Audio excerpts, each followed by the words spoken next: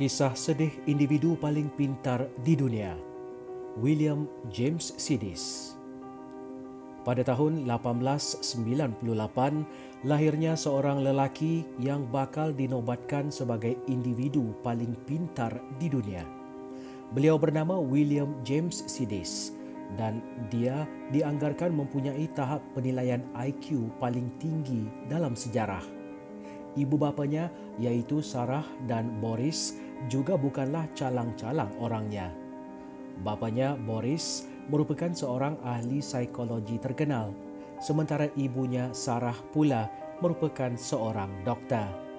Asal-usul ibu bapa William merupakan pendatang dari Ukraine yang memilih bandar New York sebagai tempat tinggal baru mereka. Pasangan suami isteri itu begitu teruja dengan kelahiran William. Mereka mula mendapati William sangat berbeza berbanding kanak-kanak yang lain. Pasangan itu membelanjakan begitu banyak wang ringgit untuk membeli alat pembelajaran seperti buku dan peta bagi meningkatkan kemahiran William. Namun mereka tidak mengetahui di mana William lebih pintar daripada apa yang mereka sangkakan. Ketika hanya berusia 18 bulan, William James Sidis sudah pun boleh membaca akhbar The New York Times.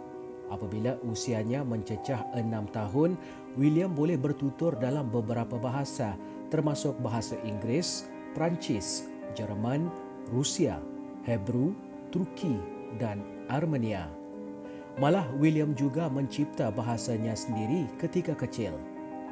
Dia menggunakan bahasanya itu untuk menulis sajak, novel dan perlembagaan untuk kerajaan khayalannya. Ketika berusia 9 tahun, William telah diterima masuk ke dalam salah sebuah universiti terbaik dunia, iaitu Harvard University. Namun, universiti itu tidak membenarkannya menghadiri kuliah sehinggalah berusia 11 tahun. Ketika berusia 11 tahun, William memberikan kuliah kepada Kelab Matematik Harvard mengenai topik ruang 4 dimensi yang sangat kompleks. Kebanyakan hadirin tidak memahami apa yang diterangkan, tetapi bagi mereka yang memahaminya, ia merupakan pelajaran yang bermakna. Banyak spekulasi telah dibuat selama ini mengenai IQ sebenar William James Sidis. Ini kerana kebanyakan rekod mengenai ujian IQ William telah hilang di telan zaman. Sejarawan hari ini terpaksa membuat anggaran mengenai tahap IQ William.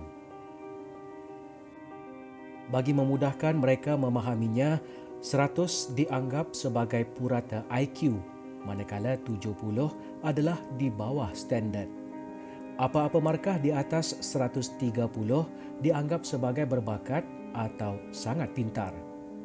Sejarawan menggunakan analisis yang sama untuk tokoh-tokoh hebat terdahulu, termasuklah tahap IQ Albert Einstein dengan catatan markah sebanyak 160, sementara Leonardo da Vinci diberi catatan markah sebanyak 180, manakala Isaac Newton diberi catatan markah sebanyak 190. Bagi William James Sidis pula, sejarawan menganggarkan dia mempunyai IQ sekitar 250 sehingga 300. Ini adalah jauh lebih tinggi berbanding tokoh-tokoh terkenal yang lain. Kepintaran William adalah sama seperti kepintaran 3 manusia yang mempunyai tahap IQ purata digabungkan. Walaupun mempunyai kepintaran tinggi, William bergelut untuk menyesuaikan diri dengan orang ramai yang tidak memahaminya. Pada suatu tahap, William mendakwa dia mual melihat formula matematik. Dia tidak mahu melakukan kerja yang memerlukannya berfikir. Apa yang ingin dilakukannya adalah melakukan kerja biasa, tetapi orang di luar sana tidak berhenti mengganggunya.